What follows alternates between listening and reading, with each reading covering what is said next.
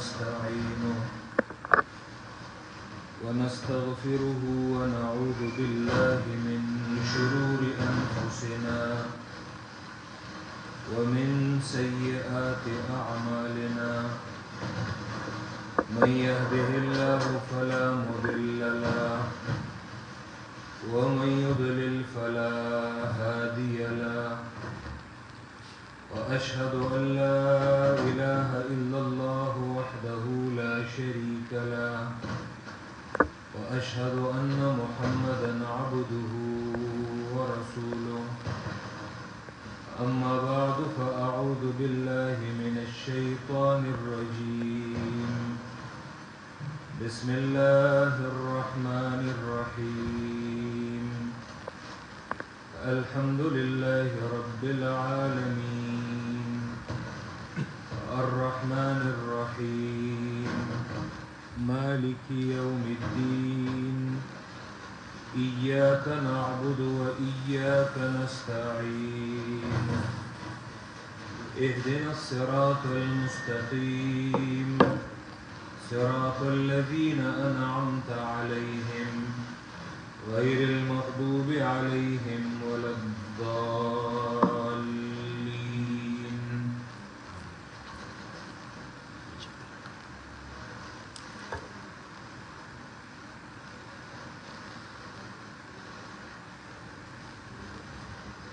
نہایت میرے قابل قدر بھائیوں، بڑوں، بزرگوں، ہمارے لیے یہ بڑی سعادت کی بات ہے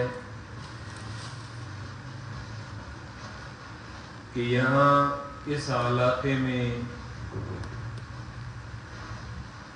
کہ اللہ نے ہمیں توفیق دی ایک مرتبہ پھر قرآن مجید کے درس کی افتتاح کی۔ غالباً جتنا مجھے یاد پڑتا ہے تو یہ یہاں پہ قرآن مجید کا چوتھا ختم ہے جس کا آغاز اور افتتاح کیا جا رہا ہے۔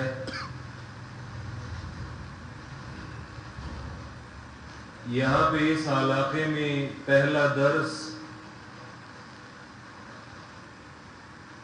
جس کے لیے شروع کیا گیا تھا تو وہ ہمارے بھائی اور ہمارے محترم،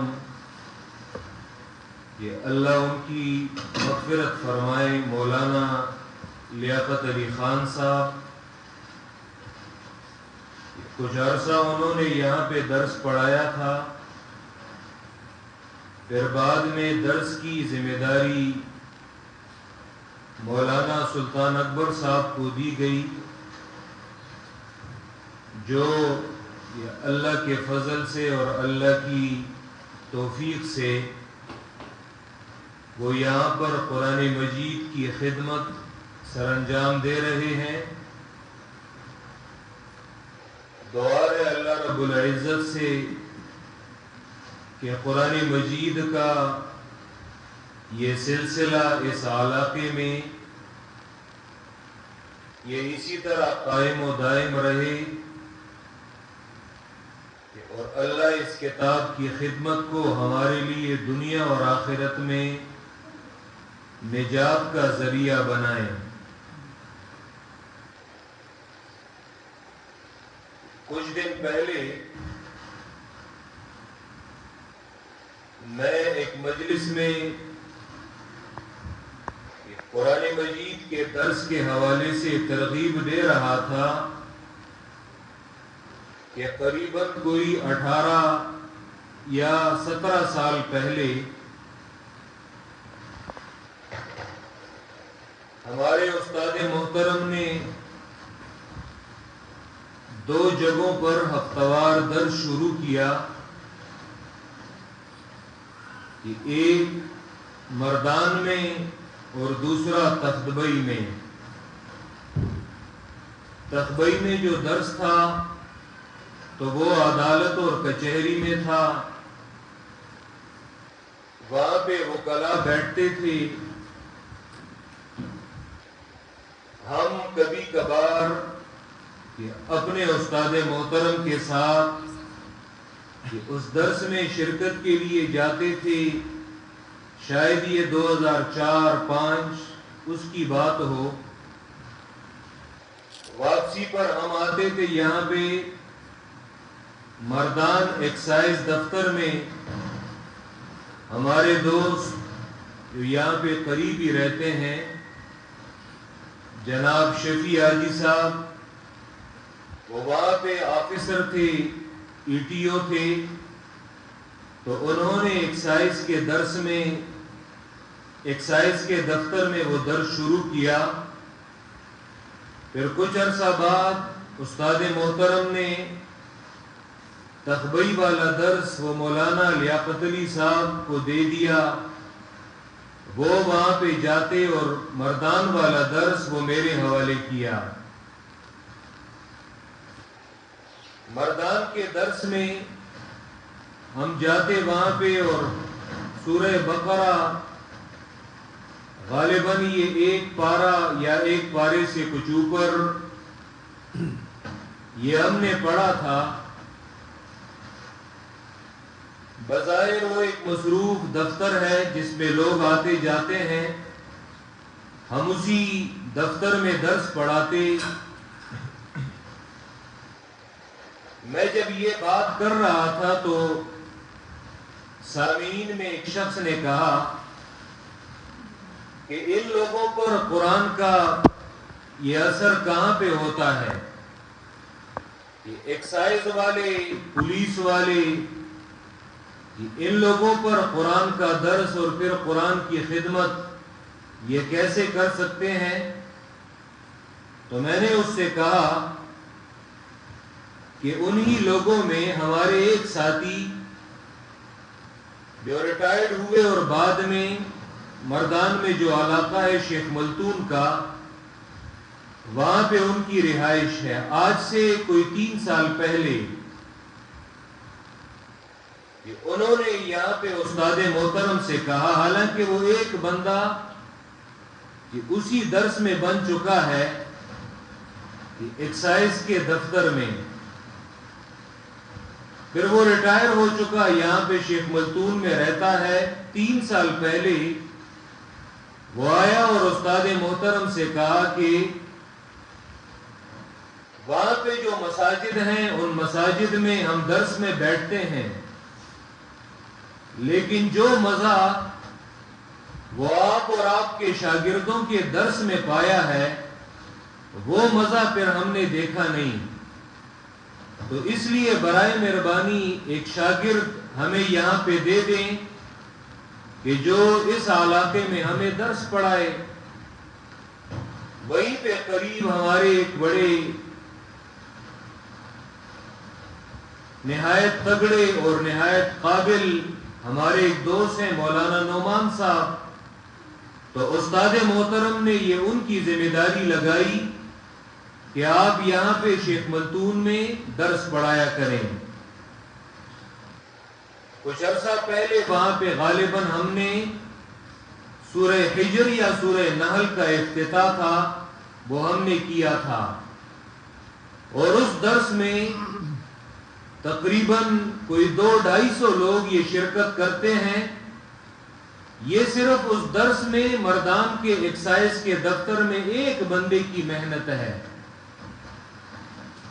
کہ ابھی اس علاقے میں شیخ ملتون میں اس کے سامنے ٹاؤن میں میرے خیال میں 3-4 دروس ایسے ہیں جن میں ہم نے شرکت کی ہے اور وہ تعداد کوئی 400-500 تک وہ پہنچ جاتی ہے.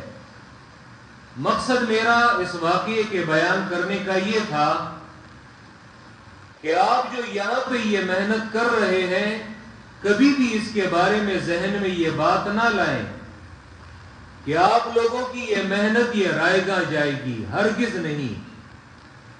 یہ قرآن مجید کی یہ آواز یاد رکھیں یہ ان فضاؤں میں یہ گھومتی ہے، ان فضاؤں میں یہ چکر لگاتی ہے.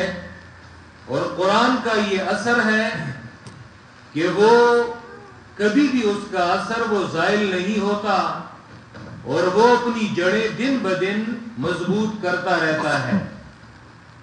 تو یہ کبھی بھی اپنے وہم و گمان میں بھی نہ لائیں.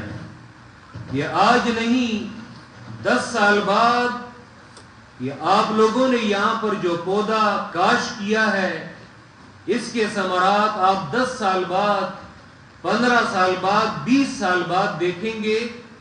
اور آج میری یہ بات یہ یاد رکھیں کہ قرآن مجید یہ اللہ رب العزت کی وہ کتاب ہے کہ قرآن نے اور حدیث میں اس کے اتنے فضائل آئے ہیں, اس کی اتنی اہمیت ہے کہ بندہ اگر صرف اس کے فضائل بیان کرے اور قرآن کی اہمیت بیان کرے تو صرف یہی ایک مضمون یہ ختم نہ ہو. یہ قرآن کی اہمیت پہ کہ اگر یہ ایک آیت بھی کوئی دیکھے تو یہ انسان کی زندگی کو ہی بدل ڈالے. سورہ حشر میں اللہ فرماتے ہیں اور پھر ہر انسان کو چاہیے کہ وہ ذرا اس آیت کی روشنی میں اپنے آپ پر نظر ڈالے اور اس آیت کی روشنی میں اپنے آپ کو دیکھے کہ وہ کہاں پہ کھڑا ہے.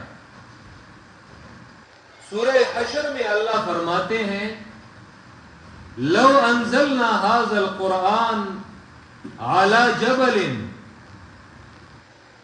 کہ اگر ہم اس قرآن کو ایک پہاڑ پر نازل کرتے, حالانکہ پہاڑ وہ ایک بے جان چیز ہے, پتھر ہے, اسے اللہ نے مکلف نہیں بنایا, لیکن قرآن کا یہ اثر اتنا ہے کہ وہ بے جان چیز میں بھی وہ جان پیدا کر دیتا ہے. اور قرآن میں اثر یہ ہے کہ ایک بے جان چیز بھی اللہ کے ڈر سے اس کتاب کی مخالفت کو گوارا نہ کرے. لو انزلنا هذا القرآن على جبل, ہم اگر اس کتاب کو ایک پہاڑ ایک پتھر پر نازل کرتے لرأيته خاشعا متصدعا من خشية اللہ, تو اللہ کے ڈر سے تم اس پہاڑ کو اس پتھر کو دیکھتے کہ وہ ٹکڑے ٹکڑے ہو جاتا اور اس میں ایک ڈر اور ایک خوف پیدا ہوتا, لیکن کبھی بھی اللہ کی کتاب کی مخالفت اور اس کے خلاف وہ نہ جاتا. ہم میں سے ہر انسان کو اور پھر کسی شخص کو کہ اللہ نے مسلمان ہونے کی توفیق دی ہے, اسلام کی توفیق دی ہے, چاہیے یہ کہ ایک مسلمان اس آیت کی روشنی میں اپنے آپ کو دیکھے کہ پہاڑ وہ بے جان چیز اور ایک مضبوط مخلوق ہے اللہ کی. دنیا میں شاید پہاڑ سے مضبوط کوئی چیز نہ ہو, لیکن اگر وہ مضبوط چیز وہ مضبوط مخلوق کہ جو بڑے ہونے میں بھی دنیا میں کوئی چیز اس کے برابر نہیں ہے اس زمین پر, وہ اگر یہ اللہ کے ڈر سے وہ قرآن کی مخالفت نہیں کر سکتا, اس میں بھی اتنا خوف اور اللہ نے جو خشیت رکھی ہے اس کے ڈر سے وہ ٹکڑے ٹکڑے ہو جائے لیکن قرآن کی مخالفت ہرگز نہ کرے, تو اپنے آپ کو مسلمان کہلوانے والے تم ذرا دیکھو کہ تم قرآن کی اس آیت کے مقابلے میں تم کہاں پر کھڑے ہو. کیا تمہارے دل میں اللہ کا کوئی خوف ہے؟ کیا تمہارے دل میں اللہ کا کوئی ڈر ہے؟ تم نے آج تک جتنی زندگی گزاری ہے کیا تم اپنی زندگی کے ساتھ کچھ احتساب کرو گے کہ تم نے وہ زندگی کیسے گزاری؟ کیا تم اللہ کے ڈر سے اور اللہ کے خوف سے باوجود اس کے کہ یہ قرآن اللہ نے تم پر اتارا ہے اور یہ کتاب تم پر اتری ہے، تمہارے لیے آئی ہے، تمہیں اللہ نے اس کتاب کا مکلف بنایا ہے، تم سے اس کتاب کے بارے میں پوچھا جائے گا، لیکن اس پہاڑ کے مقابلے میں تم ذرا اپنی غفلت کو دیکھو، اس پہاڑ کے مقابلے میں تم اپنی بے پرواہی کو دیکھو کہ تم قرآن سے اتنا غافل کیوں بنے ہوئے ہو، تمہارا دل ٹکڑے ٹکڑے کیوں نہیں ہوا اللہ کے ڈر سے، تم یہ غفلت والی زندگی کیوں گزار رہے ہو۔ کہ اللہ فرماتے ہیں یہ ایک مثال ہے کہ ہم لوگوں کے لیے عبرت کے لیے بیان کرتے ہیں تاکہ یہ لوگ غور اور فکر کریں کہ قرآن کی اہمیت پر یہ ایک آیت بھی انسان کی زندگی کی کایا جو ہے وہ پلٹ دے گی، لیکن اگر کوئی غور اور فکر اس میں کرے۔ یہ وہ کتاب ہے کہ ابھی ہم نے جو نماز پڑھی تو اس میں مولانا صاحب نے پہلی رکعت میں جو سورت پڑھی سورت القدر، جس رات میں اللہ نے یہ کتاب نازل کی ہے، تو اس رات کی عظمت، اس رات کی شرافت اتنی بڑھ گئی، کوئی اور وجہ نہیں بلکہ قرآن کہتا ہے اِنَّا أَنزَلْنَاهُ فِي لَيْلَةِ الْقَدْرِ، ہم نے اس لیلۃ القدر میں اس کتاب کو اتارا ہے، اس کتاب کو نازل کیا ہے۔ لیلۃ القدر کی اس عظمت بڑھنے کی کوئی اور وجہ نہیں ہے، اس کتاب کے نزول کی وجہ سے اس کی شرافت اور اس کی عزت اور اس کا مقام بڑا ہے کہ اس ایک رات میں عبادت کرنا، لیلۃ القدر خیر من الف شہر، اس ایک رات میں عبادت کرنا یہ 1000 مہینوں سے افضل ہے، 1000 مہینوں سے بہتر ہے۔ قرآن نے یہ نہیں کہا کہ اس ایک رات میں عبادت کرنا یہ 1000 مہینوں کے برابر ہے، 1000 مہینوں سے خیر بہتر ہے۔ اس سے آپ اندازہ لگائیں، اور 1000 مہینے جب اس کا حساب لگایا جائے تو یہ 83 سال بنتے ہیں، 83 ایئرز، یعنی اس ایک رات میں عبادت کرنا یہ 83 سال کی عبادت سے زیادہ اس میں خیر اور برکت ہے۔ ایسا ہے جیسے ایک بندے نے 83 سال سے زیادہ عبادت کی ہو۔ کیا وجہ ہے اس کی؟ اس ایک رات میں اللہ نے قرآن اتارا ہے۔ ہم آج اس رات کو ڈھونڈنے کے لیے رمضان المبارک میں کتنا اہتمام کرتے ہیں کہ اس رات کی فضیلت ہمیں حاصل ہو، اور رات کو اٹھ کر ہم عبادت کرتے ہیں، لیکن افسوس یہ ہے کہ اس رات کو فضیلت جس وجہ سے حاصل تھی وہ وجہ شیطان ہم سے بھلا دیتا ہے۔ کس وجہ سے اس رات کو وہ فضیلت ملی تھی؟ وہ چیز وہ ہماری زندگی میں نہیں رہا، وہ چیز ہماری زندگی میں نہیں رہی۔ قرآن ہماری زندگی سے یہ نکل چکا ہے۔ حالانکہ اگر اس ایک رات میں صرف قرآن مجید اتارنے کی وجہ سے اس ایک رات کو اللہ اتنی فضیلت اور شرافت دے دیتا ہے کہ اس میں عبادت 83 سال کی عبادت سے زیادہ ہے، تو آپ اندازہ لگائیں کہ جن لوگوں کے لیے اللہ نے یہ قرآن بھیجا ہے، اور قرآن کا مخاطب جو ہے وہ یہی انسان ہے، تو وہ انسان اگر اس کتاب پر عمل کرے، اس کے مطابق اپنی زندگی کو بنائے، تو آپ خود سوچیں کہ اس انسان میں اللہ کتنی برکت ڈالے گا اور اس میں کتنی خیر آئے گی۔ حالانکہ اس کتاب کو یہ صرف اس رات میں اترا ہے۔ اس کی مثال ہمارے استاد محترم وہ یہ دیتے ہیں کہ ایک ہے بوتل میں بند خوشبو عطر، اور ایک ہے اس عطاری کا اس راستے پر سے گزرنا۔ ایک عطاری جب کسی راستے پر سے گزرتا ہے تو اس راستے سے کچھ دیر کے لیے خوشبو آتی ہے، وہ راستہ معطر ہو جاتا ہے، اور وہاں پہ لوگوں کو یہ اندازہ ہوتا ہے کہ یہاں پر سے کوئی گزرا ہے جو خوشبو بیچتا تھا۔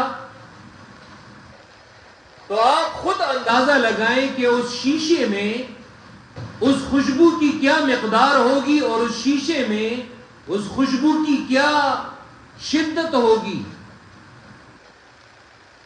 قرآن لیلۃ القدر میں اترنا یہ اس کی ایسی مثال ہے جیسے اس عطاری کا اس راستے سے گزرنا۔ رات تو ایک محل ہے، ایک جگہ ہے، ایک فضا ہے، ایک خلا ہے، اس رات میں قرآن اللہ نے اتارا ہے، لیکن اس کتاب میں کتنی فضیلت اور کتنی برکت ہے کہ اگر ایک انسان اس کتاب کے ساتھ اپنے تعلق کو بنائے تو اس کتاب میں کتنی برکت ہوگی۔ اس رات میں صرف گزرنے کی وجہ سے اس رات میں اتنی برکت آ جاتی ہے، تو اس کتاب میں یہ خیر اور برکت کتنی ہوگی، انسان اس کا اندازہ لگائے۔ تو یہ وہ کتاب ہے کہ صرف ایک رات میں اللہ نے اتنی خیر اور برکت یہ ڈالی ہے۔ یہ وہ کتاب ہے کہ اس کتاب کی حفاظت کی ذمہ داری یہ اللہ نے خود اٹھائی ہے، تاکہ قیامت تک آنے والے تمام انسانوں کے لیے یہ اللہ کی یہ کتاب ہدایت کا ایک تازہ سرچشمہ انہیں دستیاب ہو، اور ہر زمانے میں یہ تمام انسانوں کے لیے ہدایت کا ویسے ہی ذریعہ بنے جیسا کہ قرآن ہدایت کا ذریعہ بنی تھی ان لوگوں کے لیے جو اپنی اولاد پر بھی رحم نہیں کرتے تھے، اپنی اولاد کو وہ زندہ دفن کر دیتے تھے۔ یہ قرآن مجید نے عرب کے ان بدوؤں میں، عرب کے ان صحرا نشینوں میں، عرب کے ان امیوں میں، ان ظالموں میں قرآن نے ایک ایسا انقلاب برپا کیا ہے کہ آج جب ہم ان لوگوں کا نام لیتے ہیں تو ہر کسی کے نام کے ساتھ رضی اللہ عنہ، رضی اللہ عنہم کا ذکر کرتے ہیں، اللہ ان سے راضی ہے۔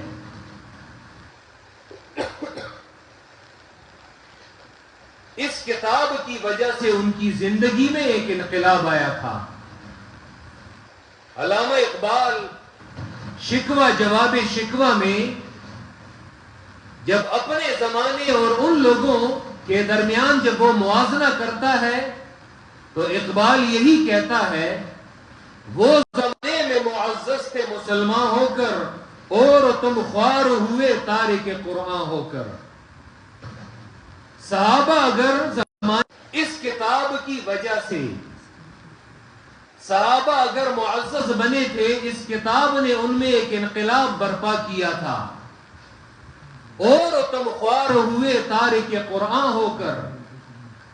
تمہاری خواری اور تمہاری ذلت کی کوئی اور وجہ نہیں ہے۔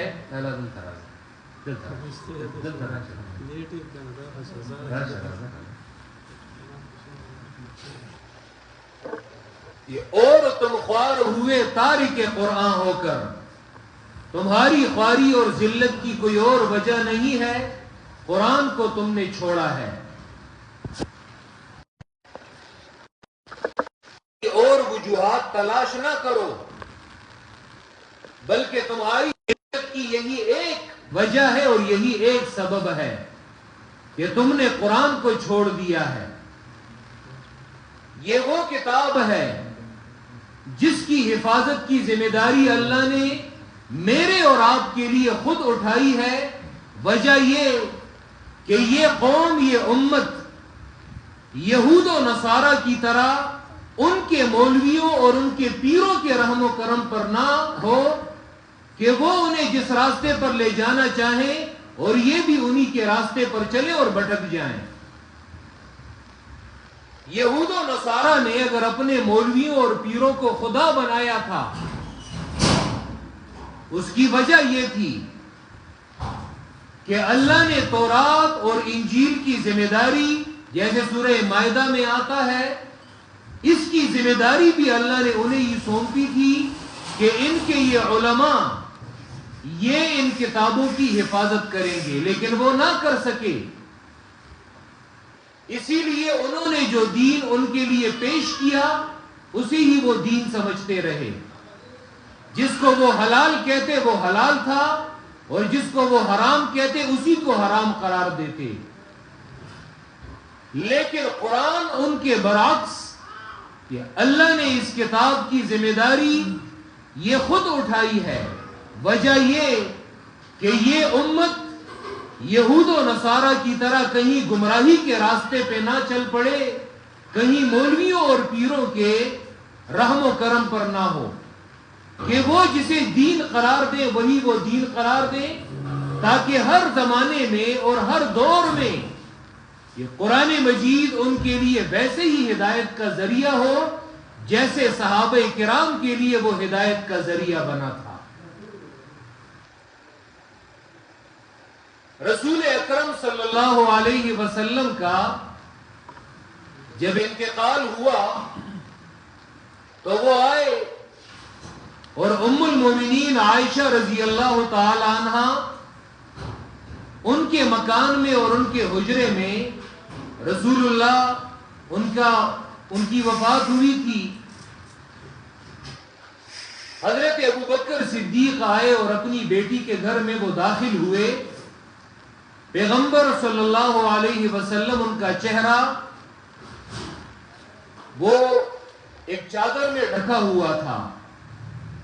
حضرت ابوبکر صدیق آئے اور اللہ کے پیغمبر کے ماتھے کو انہوں نے چوما، بوسہ دیا، اور پھر یہ کہا طبت حیا و میتا، کہ آپ جب زندہ تھے تب بھی آپ پاکیزہ تھے اور خوشبو والے تھے، اور آپ کو اگر موت آئی ہے تو آپ آج بھی پاکیزہ ہیں اور آپ خوشبو والے ہیں۔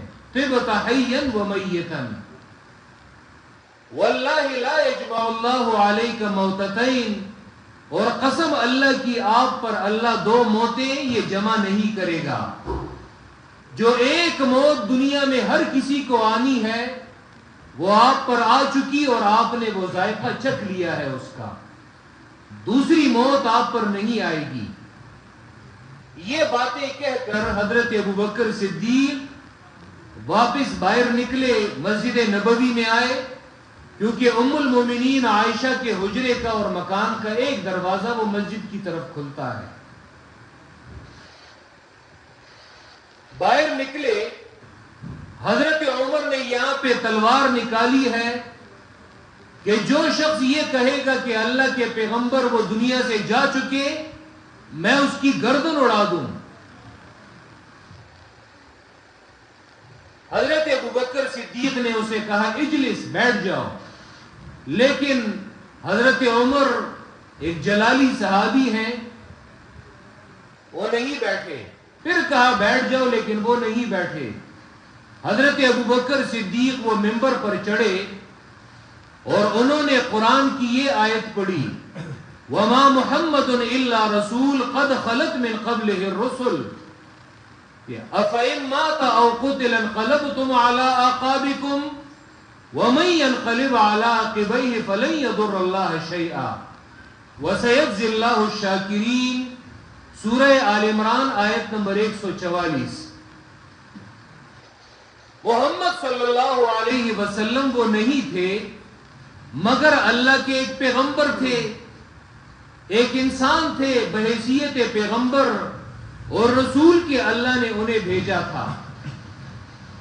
اور یہ کوئی اجنبی اور انہونی بات نہیں کہ دنیا میں یہ پہلے پیغمبر آئے ہیں، بلکہ قد خلت من قبلہ الرسل، ان سے پہلے بھی بہت سارے پیغمبر وہ گزر چکے ہیں. دنیا میں وہ ایک مشن کے لیے آئے تھے اور اپنا وقت گزار کر اپنے مشن کو انجام دے کر وہ دنیا سے جا چکے. دنیا میں انسان دو ہی طرح سے وہ جاتا ہے، یا تو اپنے بستر پر پڑ کر اس کی روح پرواز کر جاتی ہے، اور یا کسی اور کے ہاتھوں وہ شہید کر دیا جاتا ہے. تو اگر یہ پیغمبر اگر اپنی بستر پر ان کی روح پرواز کر جائے یا کسی اور کے ہاتھوں وہ قتل کر دیے جائیں، شہید کر دیے جائیں، تو کیا اس کا یہ مطلب ہے کہ تم لوگ اپنی ایڑیوں کے بل پھر جاؤ گے؟ تم دین کو چھوڑ بیٹھو گے؟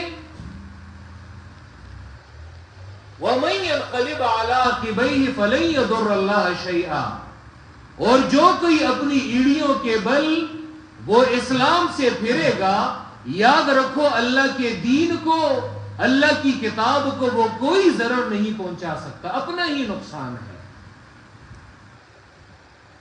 مقصد یہ ہے کہ اللہ کے پیغمبر دنیا سے جا چکے، لیکن وہ کتاب جو ان پر اتری تھی اور اللہ نے اس کتاب کی حفاظت کا ذمہ اٹھایا ہے، وہ کتاب وہ آج بھی ہے، اور وہ کتاب آج بھی اگر کوئی اس کی خدمت کرتا ہے تو یہ اس کی اپنی سعادت اور اپنی نیک بختی ہے. حضرت ابوبکر صدیق نے یہی بات سمجھانے کی کوشش کی تھی کہ من کان منکم یعبد محمدا فإن محمدا قد مات، جو کوئی تم میں سے محمد کی عبادت کرتا تھا، محمد صلی اللہ علیہ وسلم وہ دنیا سے جا چکے.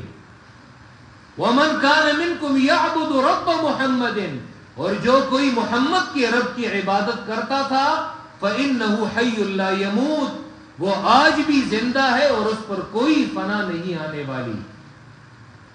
مقصد یہ کہ یہ دین قائم رہے گا، یہ دین محمد کے جانے سے یہ ختم نہیں ہوگا. یہ آج 1400 سال بعد یہ قرآن کی اسی آیت کے پیش نظر کہ آج بھی یہ دین برقرار ہے، اس کتاب کی حفاظت کا جو ذمہ اللہ نے اٹھایا ہے، آج بھی اللہ اس کتاب کی حفاظت کر رہا ہے. کہ آج بھی ہم دعوے سے یہ کہہ سکتے ہیں کہ یہ وہی کتاب ہے جو اللہ نے اپنے پیغمبر پر اتاری تھی، یہ وہی کتاب ہے جو اللہ کے پیغمبر نے اس امت کے لیے چھوڑی تھی. اس میں نہ تو ایک زیر کا فرق آیا ہے اور نہ زبر کا فرق آیا ہے، بالکل وہی تر و تازہ کتاب جو آج سے کوئی 1400 سال اوپر اللہ نے اس کتاب کو آسمان سے بھیجا تھا. یہ وہ کتاب ہے. ہمارے لیے یہ بڑی نیک بختی اور سعادت کی بات ہے کہ ہمارا تعلق اللہ نے اس پرفتن دور میں اس کتاب کے ساتھ بنایا ہے.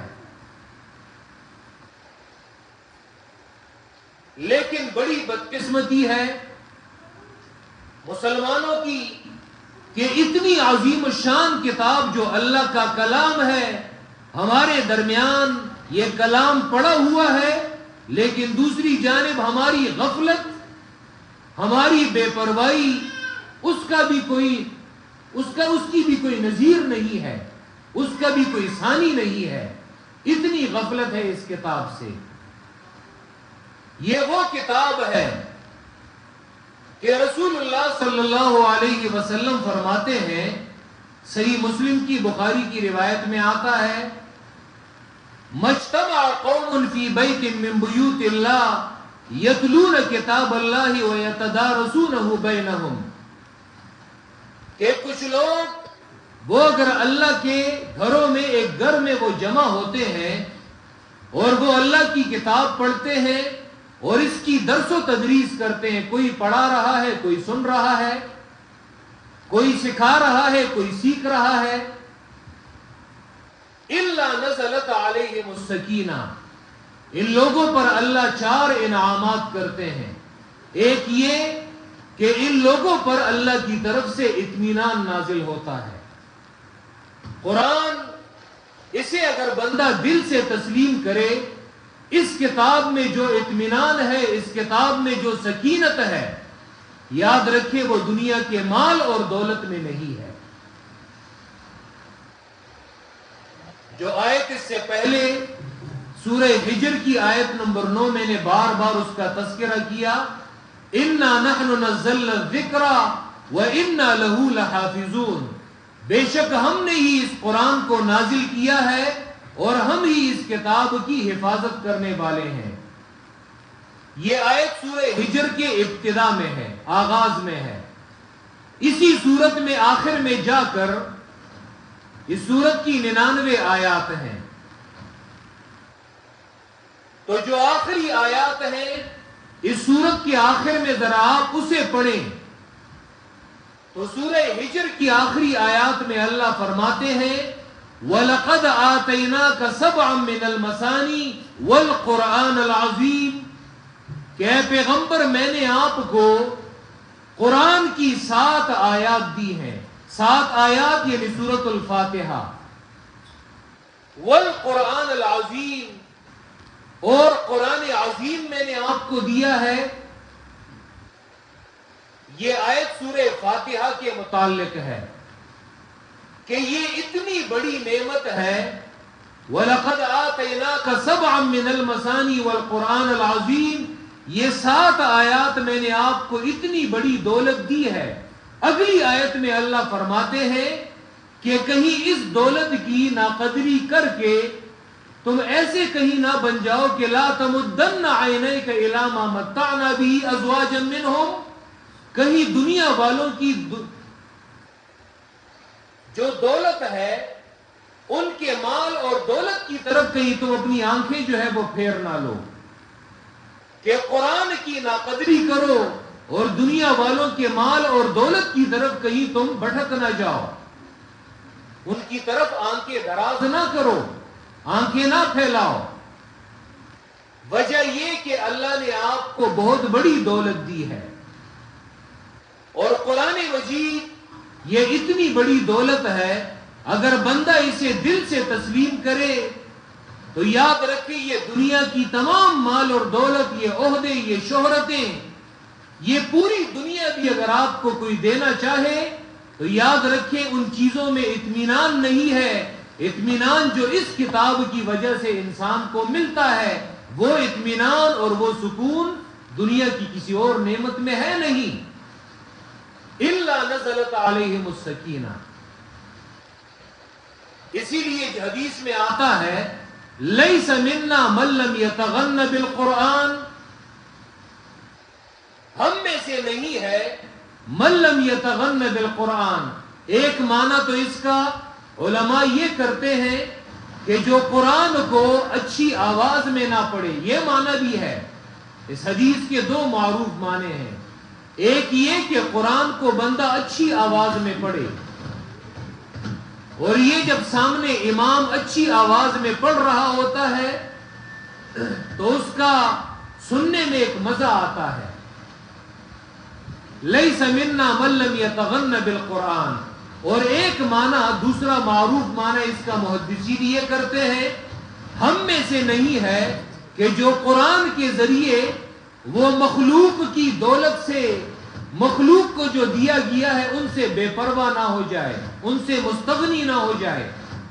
تمہیں اللہ نے قرآن کی دولت دی ہے، مخلوق کو، دیگر لوگوں کو اللہ نے دولت دی ہے، تمہارے پاس جو دولت ہے یاد رکھو اگر تمہارے دل میں اس کتاب کی وجہ سے استغنا پیدا نہ ہو، اس کا مطلب یہ کہ تم نے قرآن کی دولت کو سمجھا نہیں ہے۔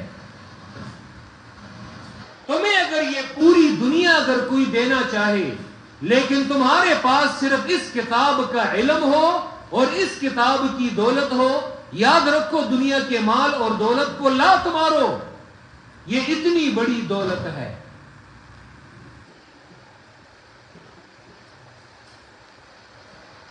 الا نزلت علیہم السکینہ، دوسری نعمت قرآن کے تعلق کی وجہ سے وحفتہم الملائکہ، فرشتوں نے ان کے ارد گرد گھیرا لگایا ہوتا ہے، اور جو لوگ اللہ کے گھروں میں کسی گھر میں جمع ہوئے ہوتے ہیں فرشتوں نے اپنے پر ان پر پھیلائے ہوتے ہیں۔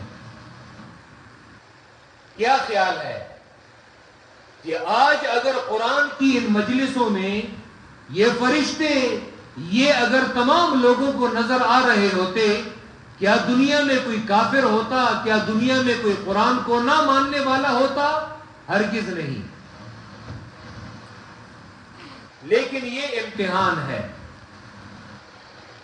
تم اگر اللہ کے پیغمبر کی اس فرمان کو اگر تم غائبانہ مانو گے، ایمان یہی ہے، ہمارا اس پر ایمان ہے، اللہ کے پیغمبر نے فرمایا ہے، ہمارا اس پر ایمان ہے کہ ان مجالس میں فرشتے حاضر ہوتے ہیں اور انہوں نے ان مجلسوں کو گھیرا ہوتا ہے،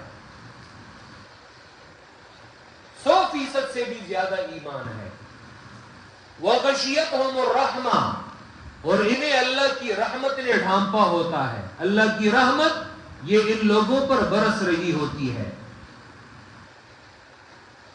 اس حدیث کی طرف آتا ہوں، لیکن پہلے سورہ اعراف کی ایک آیت، شیطان کو جب اللہ نے کہا ابلیس کو کہ سجدہ کرو آدم کی طرف، سورہ اعراف میں یہ تفصیلی واقعہ ہے ابتدا میں، تو شیطان نے سجدے سے انکار کیا۔ جب اسے یہ معلوم ہوا کہ اس آدم کی وجہ سے مجھے اللہ نے اپنے دربار سے نکالا اور میں ملعون ٹھہرا، تو کہا، ایک قسم کھائی کہ لَأَقْعُدَنَّ لَهُمْ صِرَاطَكَ الْمُسْتَقِيمَ، میں ان لوگوں کے سیدھے راستے میں بیٹھوں گا، تم جو ان کے لیے سیدھا راستہ مقرر کرو گے میں ان کے راستے میں ان کے لیے رکاوٹ بنوں گا۔ ثُمَّ لَآتِيَنَّهُم مِّن بَيْنِ أَيْدِيهِمْ وَمِنْ خَلْفِهِمْ وَعَنْ أَيْمَانِهِمْ وَعَنْ شَمَائِلِهِمْ، آگے کی طرف سے آؤں گا، پیچھے کی طرف سے آؤں گا، دائیں بائیں ہر جانب سے آؤں گا، لیکن انہیں سیدھے راستے کے لیے نہیں چھوڑوں گا۔ مطلب یہ کہ پورا زور لگاؤں گا انہیں سیدھے راستے سے بھٹکانے کے لیے اور گمراہ کرنے کے لیے۔ وَلَا تَجِدُ أَكْثَرَهُمْ شَاكِرِينَ، اور اکثریت ان کی آپ تابعدار نہیں پائیں گے۔ شیطان نے اللہ سے یہ کہا۔ عبداللہ ابن عباس کہتے ہیں، ترجمان القرآن، مفسر قرآن، رسول اللہ کے چچا زاد بھائی عبداللہ ابن عباس، اور اللہ کے پیغمبر نے ان کے لیے دعا کی تھی کہ اے اللہ، اللہم علمہ الکتاب، اے اللہ اسے اپنی کتاب کا علم عطا فرما۔ وجہ یہ کہ قرآن کا علم اس سے بڑی دعا ہو نہیں سکتی، بہت بڑی نعمت ہے۔ عبداللہ ابن عباس فرماتے ہیں کہ ابلیس نے یہاں پہ یہ نہیں کہا وَلَمْ يَقُلْ مِنْ فَوْقِهِمْ، ابلیس نے کہا کہ میں آگے سے، پیچھے سے، دائیں سے، بائیں سے آؤں گا، لیکن یہ نہیں کہا کہ میں اوپر سے بھی آؤں گا، حالانکہ اوپر سے بھی خالی ہی ہوتا ہے۔ ابن عباس خود جواب دیتے ہیں کہ اوپر سے ابلیس صراط مستقیم قرآن اس کے راستے میں اس لیے نہیں آ سکتا لِأَنَّ الرَّحْمَةَ تَنزِلُ مِنْ فَوْقِهِمْ، کیونکہ اوپر سے جو لوگ صراط مستقیم کے ساتھ جڑے ہوتے ہیں تو اللہ کی رحمت ان پر اوپر سے برس رہی ہوتی ہے، تو ابلیس اس کا مقابلہ اس جانب سے آ ہی نہیں سکتا۔ وَغَشِيَتْهُمُ الرَّحْمَةُ، اللہ کی رحمت نے انہیں ڈھانپا ہوتا ہے۔ وَذَكَرَهُمُ اللَّهُ فِي مَنْ عِنْدَهُ، اور ان لوگوں کا تذکرہ اللہ اپنے ان مقرب فرشتوں میں کرتا ہے کہ یہ دیکھو میرے یہ وہ بندے میری کتاب کا علم سیکھنے کے لیے بیٹھے ہیں، میرے بندے یہ میری کتاب کو سیکھنے سکھانے کے لیے جمع ہیں، میرے یہ بندے میری کتاب کے ساتھ ان کا تعلق ہے اور میری کتاب کے ساتھ ان کی نسبت ہے۔ اللہ ان لوگوں کا تذکرہ اپنے مقرب ملائک اور اپنے مقرب فرشتوں کی مجلس میں کرتے ہیں. یہ الغرض یہ قرآن مجید اس کی اتنی اہمیت ہے، اس کا اتنا ایک بلند مقام اور بلند مرتبہ ہے کہ بندہ اگر اسے بیان کرے تو دنوں کے دن، ہفتوں کے ہفتے، مہینوں کے مہینے لگ جائے، لیکن قرآن کی اہمیت یہ ختم نہیں ہوگی. یہ ہمارے لیے نہایت ہی ایک خوشی کا موقع ہے، سعادت کی بات ہے کہ اللہ اپنے دین کی خدمت کے لیے ہر دور میں یہ اللہ لوگ پیدا کرتا ہے. اللہ کی کتاب یہ کسی کی خدمت کی محتاج نہیں ہے، کیونکہ وَإِنَّا لَهُ لَحَافِظُونَ، ہم اس کتاب کی حفاظت خود کرنے والے ہیں. یہ ہمارے لیے عزت کا مقام ہے، یہ ہمارے لیے شرافت اور سعادت کا مقام ہے کہ اللہ اگر اپنی کتاب کی خدمت ہم آپ سے لے. اسی لیے اپنی زندگی کے ان شب و روز کو قیمتی بنائیں. کوئی بھی دن، کوئی بھی رات، کوئی بھی لمحہ آپ لوگوں کا قرآن کے بغیر نہ گزرے، کیونکہ جس حالت پہ انسان کی موت واقع ہوتی ہے انسان اسی حالت میں اٹھایا جائے گا. بخاری کی روایت میں آتا ہے ایک صحابی وہ اپنی سواری سے گرے اور ان کی گردن جو ہے وہ ٹوٹ گئی، اسی کی وجہ سے ان کی موت وہ واقع ہو گئی. یہ اللہ کے رسول صلی اللہ علیہ وسلم نے فرمایا کہ اسے اپنے احرام کی ان 2 چادروں میں ہی اسے کفن دے دیا گیا، اسے غسل دیا گیا اور انہیں انہی 2 چادروں میں کفن دے دیا گیا. اور اللہ کے پیغمبر نے صحابہ سے کہا کہ لا تحنتوه، اس پر خوشبو بھی نہ لگاؤ. یعنی وہی معاملہ جو زندگی میں ایک محرم اور ایک احرام پہننے والا وہ خوشبو استعمال نہیں کرتا، تو موت کے بعد بھی اس کے ساتھ وہی معاملہ کیا گیا. حالانکہ اذا مات ابن آدم انقطع عنہ عملہ، ابن آدم جب مر جاتا ہے تو اس کے اعمال منقطع ہو جاتے ہیں. احرام اور یہ چیزیں یہ تو زندگی کے کام تھے، زندگی میں ہونے والے، لیکن اللہ کے پیغمبر نے انہی 2 چادروں میں اسے کفن بھی دیا، اس پر خوشبو نہیں لگائی اور اس کے سر کو بھی نہیں ڈھانپا. صحابہ سے کہا اس کے سر کو بھی نہ ڈھانپو. اور پھر اللہ کے رسول نے فرمایا فَإِنَّهُ يُبْعَثُ يَوْمَ الْقِيَامَةِ مُلَبِّيًا، یہ بروز قیامت اسی حالت تلبیہ میں یہ اٹھے گا جس حالت میں اس کی موت واقع ہوئی ہے. اسی لیے علماء کہتے ہیں کہ دنیا میں انسان کی موت جس حالت میں آ جائے اسی حالت میں اسے قبر سے اٹھایا جائے گا. اپنے لیے یہ دعا کریں کہ اے اللہ آپ نے دنیا میں یہ جو اپنی کتاب بھیجی ہے اللہ یہ بہت بڑی دولت ہے، اس کتاب کے ساتھ ہمارا تعلق کہیں ٹوٹ نہ جائے. اس کتاب کے ساتھ جو تعلق اور نسبت ہے دنیا کا کوئی تعلق اور نسبت اس کی برابری نہیں کر سکتا.